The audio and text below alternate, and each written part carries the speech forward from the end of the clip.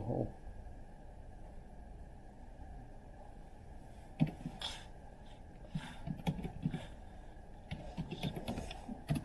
I thought it was going to. Oh, no, I need a.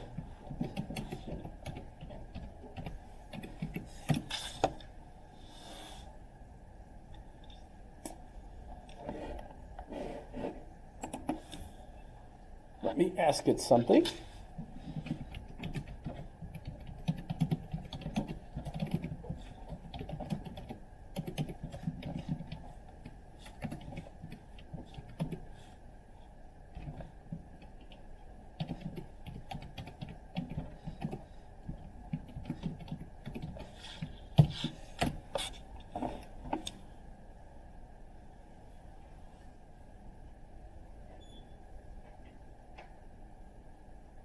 I believe this is new text, just created based on a response to my question.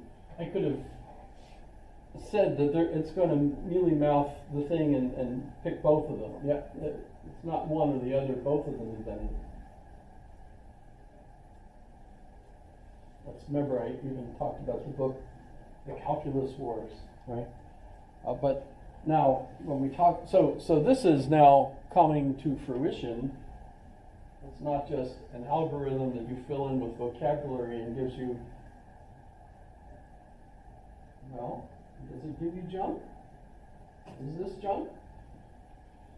In my description of plagiarism, I argue that what you're learning by writing essays and things in college is you're installing that algorithm in your brain so that you basically can be that kind of computer. And then what you do for each essay is you pick the vocabulary from your research on what you're writing about, and you run it through this algorithm, and out comes your essay, right? With your citation. We're like this machine ourselves. So boy, when this now they argue what's going on with this, right? You've probably looked it up, hopefully. Is that the algorithm will say, okay, I'm going to say the invention. What word should I say after that? Of. Well, calculus is the topic. In other words, so what this algorithm is doing is taking the database at its beck and call. I'm not sure what they're using, right? But literally, it's using an algorithm to figure out what's the next best word that should follow here. And then the next best word, and the next best word, and the next best word. Can you read it? It's a sentence. Oh, and then and it'll just keep doing that. So in a sense, it's not intentional. It's not meaning to say anything. It's just satisfying this. But could you argue that it's the same for us? That's what I wonder. Are we doing the same thing? I almost just inserted an expletive there, but I didn't. Right. Yes. What would happen if you opened up a new tab and just asked it who invented calculus? Okay. Without giving like written elements? Well, it's going to remember, because What if I said like a new tab, like a incognito tab that would have pulled any of the tabs?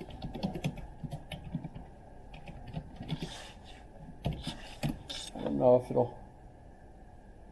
Yeah, it's going to. It probably will keep. Well, I know, but like, because right now it's pulling from his previous tabs as well. Sure. So if you were to make like an incognito tab, would it also like connect the dots between Newton or would it only say Newton because it's the more like commonly attributed? That's only true in English-speaking societies. If you're in Europe, it's Leibniz, of course.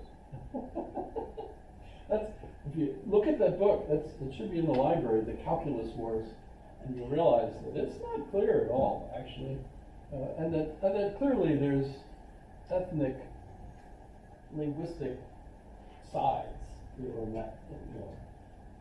That's just a perfect example of cultural pride and things of that sort, right? And there were other people involved. Obviously, they had teachers. They had come upon a time, both of them, where they realized this next step needed to be developed in mathematics. And they kind of invented a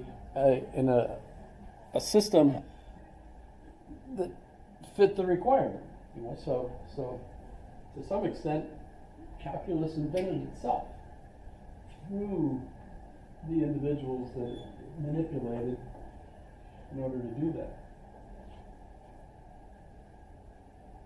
But the question is there something else going on in our minds when we're writing that is beyond what this machine is doing? And will this eventually be able to duplicate that? I think that gets to really the question, do we have consciousness that's beyond the Turing machine that we think of in the material sense that is our mind, that, you know, is a neural network wetware instead of hardware, right? Because our brains are wet, you know, so is it just some kind of Turing type machine that's, you know, doing what basically Daniel Dennett says our brains are doing? He did. I mean, he died on the 19th of April, so we have to address what he said in the past tense now, I suppose. Well, is consciousness a binary system, or is it more of a spectrum? Well, for people like Pinker, Steven Pinker, and for Daniel Dennett, it's a binary system of systems that are binary systems of systems. So you've got compilation of binary systems adding together, you know, starting with, you know, the reaction of a particular nerve cell to the air, you know, and then adding that, and then adding breathing, adding, you know, all these other very, very complex systems together, including the system that evaluates what the system is doing and feeling, etc. So I have self-reference going on, even if it is a Turing type machine. I mean, the binary system is just a manifestation of gene expression, right? But if there's something more going on, like electromagnetically or like quantum stuff, like then maybe it's more than just binary system. I don't know. Well, because like, I don't think anyone would argue that a dog is conscious, right? But it's less conscious than we are. Yeah, well, I mean, there's probably a lot going on in my dog's minds. I have two. And it was an engaged morning. I mean, I let them out. Darn it, they didn't want to come in. I need them to come in so that they eat breakfast so I can leave. You know, and it was, you know, the day was so nice. You know, my 150-pound Saint Bernard just lay down on the deck, and, you know, unless she decides to come in, she won't. You know, it's not like I can pick up one side of her and push. It wouldn't work. I'm convinced they're even self-conscious. I believe that to some extent they do have a language. Yeah. I can communicate with them, and my Saint Bernard will come to me and go, "Oh," which sounds an awful lot like "out." I want to go out. You know, it's pretty clear to me. And they blink, yes or no, right? So if I ask them, "Do you want a treat?" and they just stare at you, no, they don't want a treat. You know, "Do you want a treat?" Okay, or they'll lick their lips, right? They let me know right away, instantaneously. But there are other folks. Remember, I recommend Stuart Hameroff.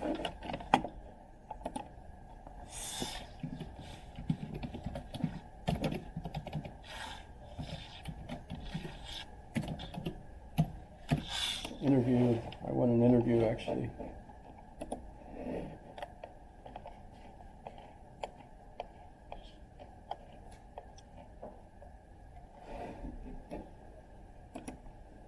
Choose Wix for my business because of its massive scope for functionality and freedom of. I think Musing is probably a better I chose Wix for my business because of its massive scope for functionality Should I just and stick with Probably a the, better metaphor, at least for consciousness, than is computation. Dr. Stuart Hameroff is a professor of anesthesiology and psychology at the University of Arizona. He's best known for his work on quantum consciousness, a theory he's co-created with Sir Roger Penrose. Does neuroscience need a revolution to understand consciousness?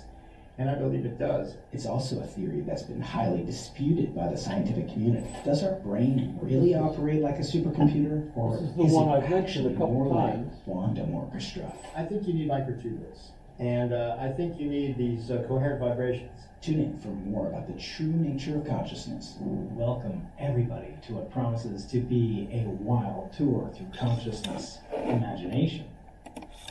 so check him out, because I think I've explained, he's an anesthesiologist, has been for many years, and he's sitting there with people that he's made unconscious for surgery, and then brought them back, and then had all these experiences with those individuals as they're coming out of it, and so on. And so he will argue that at some level there's got to be like a cloud. You know, and it reminds me of the medieval artists trying to depict the aura around people with just like a halo behind their head, and they're really trying to say that there's like a round area around you. You know, I mean, you feel people coming up behind you, even though you don't have a overt sense that tells you they're there, but you feel them there. And we can communicate with one another in ways that are way beyond what our senses seem to be able to give us. And Hameroff and Penrose talk about the non-locality aspect of the quantum, and tell us, therefore, we can literally communicate with our entangled selves in the past. So when I remember arguing with my dog this morning, what I'm doing is not retrieving a neural network of little bits and bytes, you know, of memory. I'm actually physically entangled with myself as I'm standing there on the deck in the sun, trying to get them to come in. So I'm entangled with myself at that moment, so that I'm literally time traveling to the time and space of my mind at that moment, and it's a live experience in my mind as well as my being here and connecting to it, right?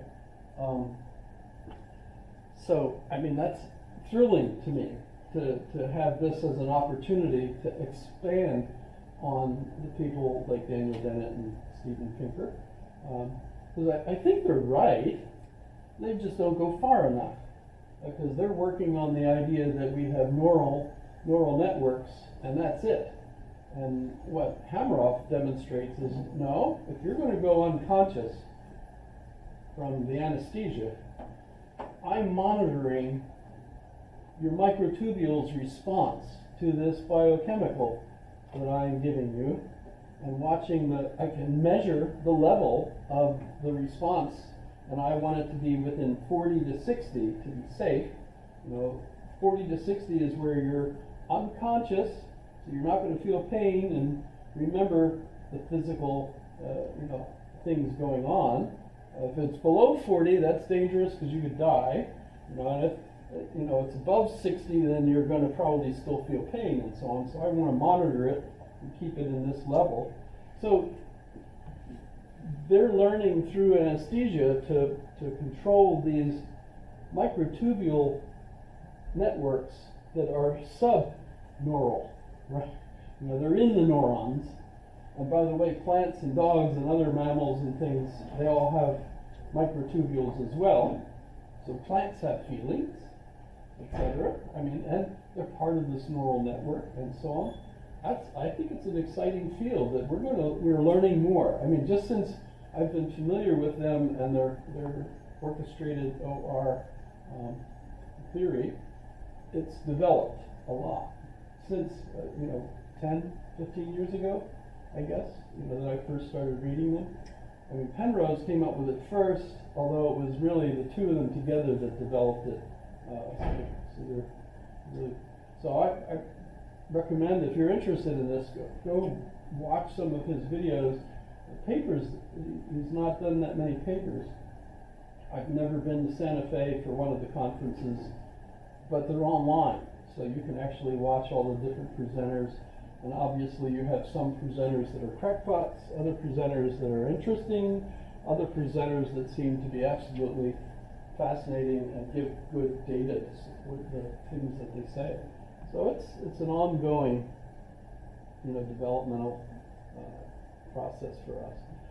I did have a quiz question for today.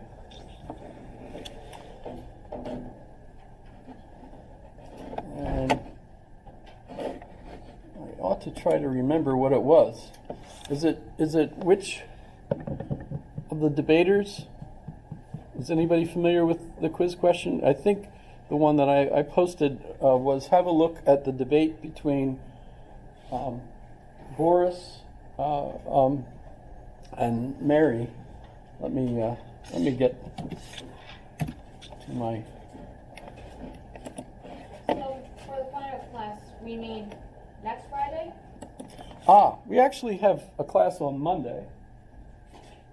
We still have a class on Monday. I'm planning on doing Quine some more, and other folks associated with Quine. But the final is not, so we meet on Monday as usual, because I think the finals week begins on Tuesday. Yes? Okay, so I think we meet on Monday as usual. That'll be our last regular scheduled class. And then for finals week, we don't meet Wednesday. We only meet on Friday at 10 o'clock. So not this Friday, but next week. So next week we'll still meet on Monday, and then we meet once again on Friday for a double session starting at 10 o'clock. And it's just going to be a free-for-all. Anybody that comes, we can talk about whatever topics you'd like to talk about.